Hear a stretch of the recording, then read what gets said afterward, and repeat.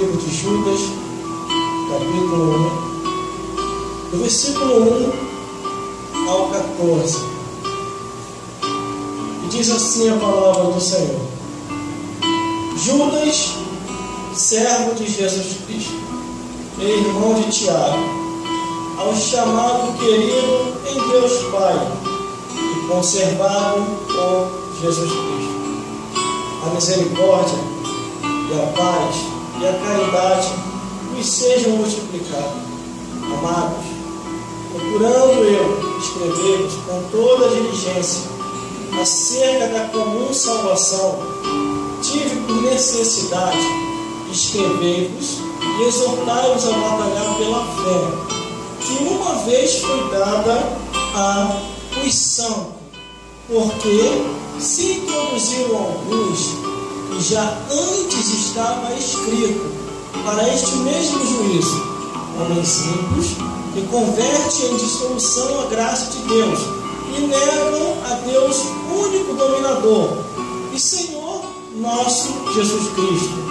Mas quero lembrar-vos, como a quem já uma vez soube isto, que havendo o Senhor salvo um povo, tirando da terra do Egito, destruiu depois os que não creram, e aos anjos que não guardaram seu principado, mas deixaram sua própria habitação, reservou na escuridão e em prisões eternas, até o juízo daquele grande dia.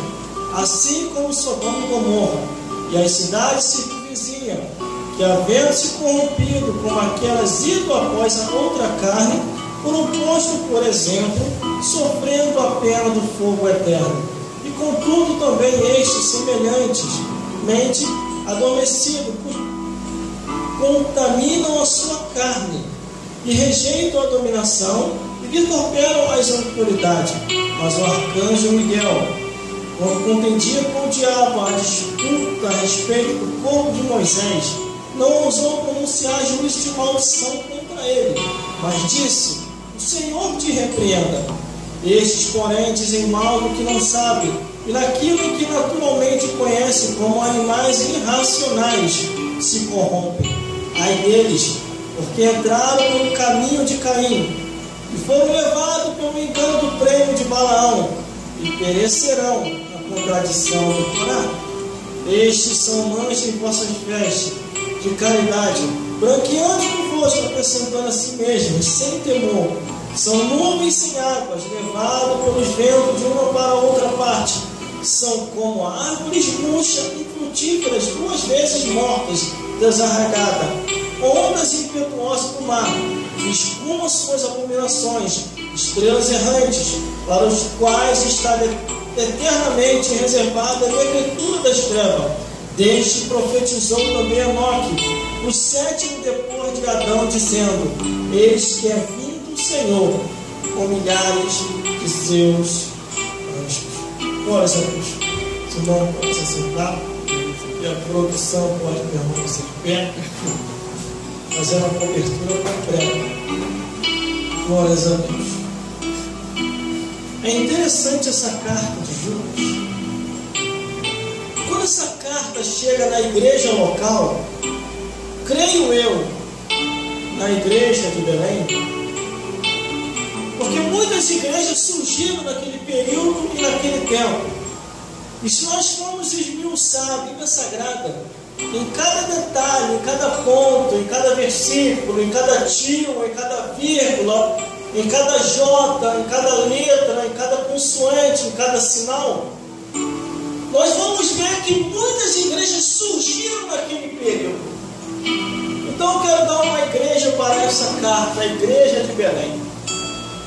Quando esta carta chega àquela igreja, a membresia daquela igreja e o pastor daquela igreja, ele percebe que o autor da carta deste livro, Judas, não o Judas Iscariote, mas o outro Judas, irmão de Tiago, servia a Jesus com fidelidade à palavra de Deus.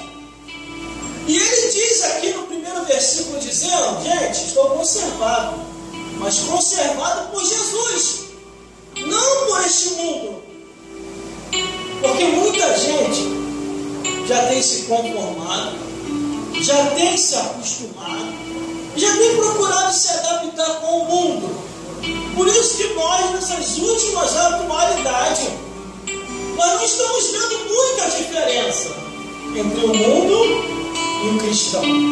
São poucos os que estão se separando, são poucos os que estão se santificando, são poucos os que estão buscando a Deus. E esses que estão buscando em separação, querendo ser conservados por Jesus, mas não se contaminar com esse mundo, é taxado de maluco, doido, fanático, desequilibrado, entre outras palavras que eles procuram taxar.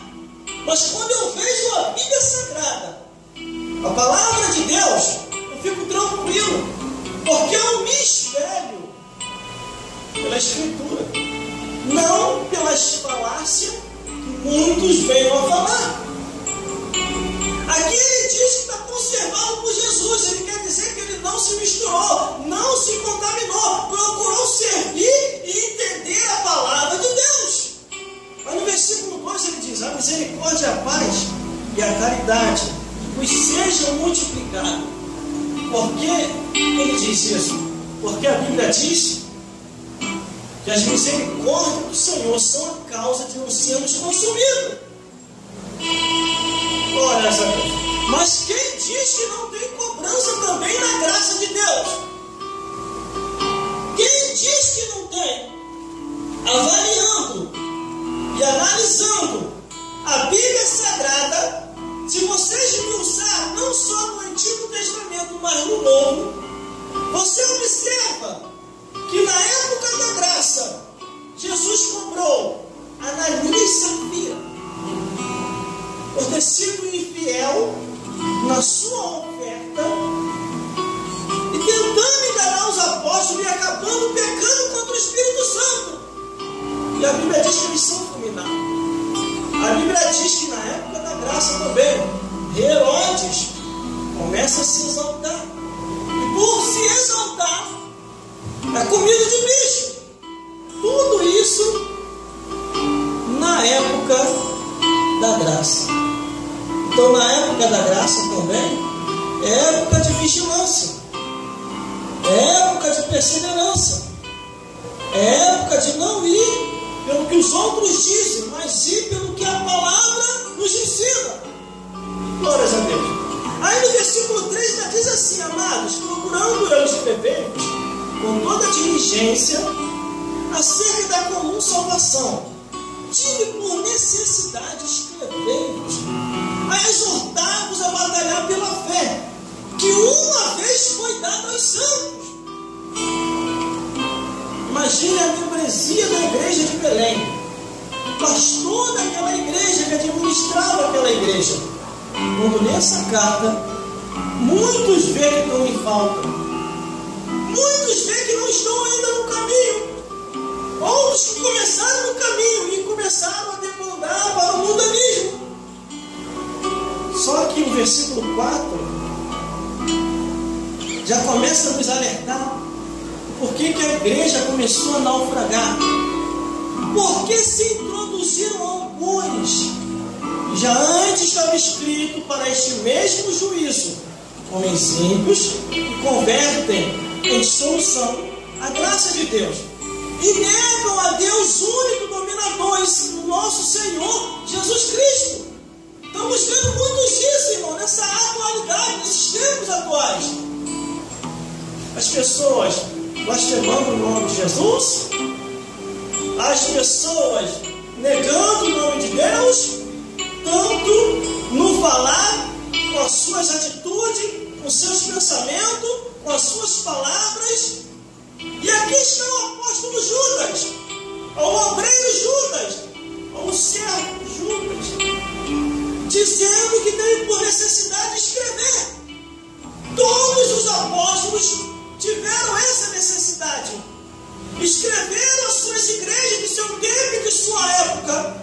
Quando o livro se fecha, a palavra de Deus ela é composta pelos 66 livros. Está aqui, escrito tudo que nós precisamos saber. Eu não preciso buscar em ninguém, eu tenho que buscar em Deus. Ler a sua palavra, orar, acreditar que Deus é Deus e o resto é mal. Aleluia, Mas glória a Deus. de Belém, Louvado é teu nome, Jesus. esse seu pastor precisava entender isso. Precisava entender que o foco deles não era o mundo, mas a palavra de Deus.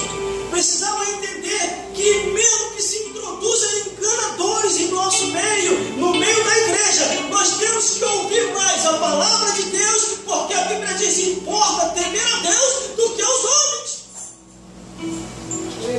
E sempre tem alerta da parte de Deus nas Escrituras. Quando eu vou para o versículo 5, ainda diz assim, mas quero lembrar-vos, como a quem já uma vez soube isto, que havendo o Senhor salvo um povo, tirando da terra do Egito, destruiu depois os que não creram.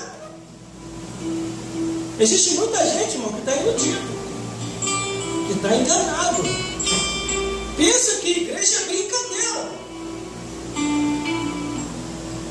Até quando um outro fala assim: irmão, vou abrir uma igreja, eu falo: vai na paz, esse é o caminho. Mas sabe por que você está abrindo uma igreja, né? Não, irmão, porque eu quero ganhar alma. Tá bom, amém, ganhar alma, mas o quê? Pregar a palavra de Deus, mas o quê? Só isso. Não, só isso não. O foco principal é você saber que quando você abre uma igreja, você está declarando guerra contra o inferno. O problema de muita gente, quando abre uma igreja, se esquece desse detalhe. Ele vai evangelizar, ele vai ganhar alma e se esquece de se resguardar. É por isso que você vê hoje muitas igrejas fechadas. Você anda por aí, pastores desviados, ministros desviados. Começou dando uma bênção, mas quando o diabo vem com o negócio anda, irmão, ele chama a artilharia infernal toda. E a Bíblia diz: aquele que está de pé, vigie para que não caia. Aí a Bíblia diz: as más conversações corrompem os costumes. Quer dizer, você está de pé e vigia com quem está próximo de você. Mas aqui diz, Deus tirou um povo do Egito, eles caminharam pelo deserto. Nós estamos nesse deserto da caminhada da salvação. Só que muitos no meio do caminho começam a demandar, começam a querer sair da igreja, começam a querer ir para outros caminhos. E outros não têm nem mais prazer para caminhar. Sabe qual é a desculpa? Eu não fui com a cara do pregador, não fui com a cara da pregadora, eu não estou gostando mais daquele tipo de culto, o culto poderia ser assim, poderia ser assado. Aí se afasta. Aí cai na mão de quem? Na mão do diabo. Aí depois quer correr para a igreja e não consegue correr mais. Mas a Bíblia diz que Deus tirou um povo do Egito. Versículo 5 de nós lemos. Estava todo mundo caminhando no deserto, estava uma bênção. Todo mundo caminhando no deserto. Mas de repente começou a murmuração. Começaram a lembrar das coisas do Egito. E se nós formos lá no Antigo Testamento e ver qual foi a história, quando Deus tirou o povo do Egito, eles começaram a se levantar contra o líder. Começaram a se levantar contra Moisés. Aí, irmão, foi o que ocorreu. Todos eles pereceram. Todos eles pereceram. Só aqueles que creram que se salvou. Só que não tem só ele, não. O versículo 5 está falando aqui daquele período da trajetória do povo de Israel caminhando no deserto, Moisés sendo caminhando o povo até a terra prometida. Irmão, nem Moisés entrou. Moisés saiu da graça do povo. Nem Moisés entrou. Aí Deus, vendo que Moisés estava irritado, falou: Moisés, sai da frente, vamos matar esse povo. Não. Você não sai da graça. Aí Deus: não, Deus. Quem que os egípcios não vão lá? O Senhor tirou a gente lá do Egito para matar aqui no deserto? Não. Deus teve que esperar Moisés morrer, ou ser recolhido, né? Porque a Bíblia diz que o corpo de Moisés até hoje ninguém achou. Daqui a pouquinho nós vamos ver aqui a batalha de 2 anos brigando por causa de um corpo. Para você ver o valor de um corpo de unção. Nós vamos continuando. Lembrou da época de Moisés, da peregrinação, o apóstolo Judas ou o obreiro Judas. Aí ele vem no versículo 6 dizendo assim: e aos anjos que não guardaram seu principado, mas deixaram a sua própria habitação, reservou na escuridão e em prisões eternas, até ao juízo daquele grande dia. Ele lembra da peregrinação do deserto. Agora ele começa a falar de anjos que caíram, de anjos que foram expulsos do céu e viraram demônio e estão em prisões eternas. Quando ele diz prisões eternas, não quer dizer que esses espíritos estão presos lá embaixo. É que eles perderam o foco de luz e estão presos na escuridão das trevas. Por isso que quando os espíritos andam por aí, só andam em trevas. O diabo é um pouquinho mais acusado, né? Porque a Bíblia diz que, se for possível, Satanás se transfigura em um anjo de luz para enganar os escolhidos. O diabo também tem um poderzinho de transfiguração. Ele pode se transfigurar no que ele quiser, é a Bíblia que diz. Por isso que nós temos que ler a Bíblia. Por isso que diz que estão ali, ó, até o juízo daquele grande dia. Então eles estão presos em trevas e não foca e nem resplandece mais luz. Mas os ímpios não. Os ímpios, quando descem ao inferno, eles descem, além de ficar em trevas, fica preso em cadeias das trevas lá embaixo. Cadeias, correntes, são coisas terríveis, aonde o bicho percorre por eles, fogo nunca apaga e um desespero total lá embaixo. Aí vem o versículo 7, assim como Sodoma e Gomorra e as cidades circunvizinhas, que havendo-se corrompido, como aquelas indo após outra carne, foram postas, por exemplo, sofrendo a pena do fogo eterno. Quando diz posto para exemplo, quer dizer que Deus não se deixa esclarecer. Se abusar muito do Criador, a natureza já começa a sinalizar. Isso é fato e isso é bíblico. Porque a Bíblia diz que Deus é amor, mas também é justiça. Deus é misericórdia, mas também é cobrança. E ao culpado, Deus não vai ter como inocente. Por isso que com a cidade de Sodoma e Gomorra, o pecado tinha chegado às narinas de Deus. Aleluia! O fogo desceu do céu, mas Deus primeiro tirou os escolhidos daquele lugar. Que era Ló, sua mulher e suas 2 filhas. Os genros não quiseram ir. E a ordem foi: não olha para trás. Todo mundo correndo da cidade. A mulher vai e olha para trás e vira uma estrada de sal. Só se salvou Ló e as 2 filhas. A salvação é para todos, mas nem todos vão se salvar. Glórias a Deus. Não porque Deus não queira salvar, a pessoa não possa salvar. É porque a pessoa prefere mais o mundo mesmo, olhar para as coisas lá de fora e não olhar para as coisas de Deus. Aí o versículo 9 ainda diz assim, ó: contudo, também estes, semelhantemente adormecidos, contaminam sua carne e rejeitam a dominação e vituperam as autoridades.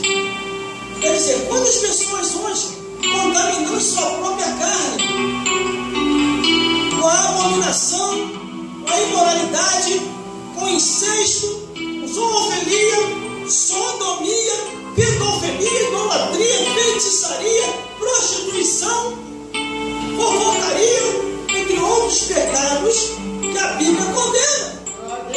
Por isso que ele está dizendo: contudo, estes semelhantemente adormecidos, contamina sua própria carne. Por isso que a Bíblia diz: desperta do que dormes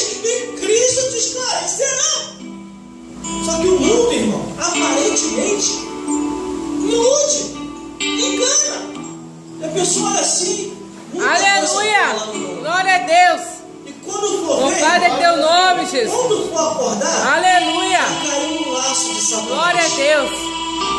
Porque o diabo nunca brincou de ser diabo. Ele sempre botou em prática aquele título que ele ganhou: matar, roubar e destruir. Esse é o título do diabo.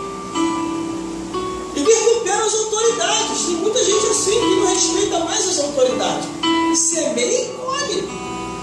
Era para viver um pouquinho mais, daqui a pouquinho fulano se foi. Por quê? Está em pecado, está na carne, está endemoniado e está abusando das pessoas, principalmente das autoridades. Aí vai partir mesmo, Deus vai permitir. Deus vai permitir, porque pecado é pecado. Pecador arrependido é diferente. Aí vem aqui a luta por causa de um corpo. Ou você vê o valor que tem um defunto, ou você vê o valor que tem um cadáver. E a Bíblia que diz, mas o cadáver que tem valor é só do santo, o ímpio não. Vai pro diabo, o diabo te carrega. Versículo 9. Mas o arcanjo Miguel, contendendo com o diabo e disputando a respeito do corpo de Moisés, não ousou pronunciar juízo de maldição contra ele, mas disse: o Senhor te repreenda. Quer dizer, não ousou usar juízo de maldição contra ele. Quer dizer, xingar o diabo, mandar o diabo para tudo quanto é lugar, falar que ia fazer e acontecer com o cão. Não. Ele só apenas chegou: o Senhor te repreenda. Em outras palavras, em nome de Jesus, pelo sangue de Jesus, saia dessa vida agora. Em nome de Jesus, essa vida não te pertence. Em nome do Senhor, esse corpo não te pertence. Esse corpo pertence a Deus. Glória a Deus, aleluia. Louvado é teu nome. Porque os anjos não têm como se destruir, irmão. Glória a Deus. Era batalha ali, não perdida, era perda de tempo de batalha ali. Os dois brigando ali, Satanás e o arcanjo Miguel, aqui ó. Mas o arcanjo Miguel, quando contendia com o diabo, contendia quer dizer discutir, brigar, esse corpo mesmo, os dois dando espadada. Meu Deus do céu, os anjos não tem como se destruir. Não tem como. Diabo é anjo. Mesmo ele sendo diabo, ele não deixou de ser anjo. É anjo caído, mas é anjo.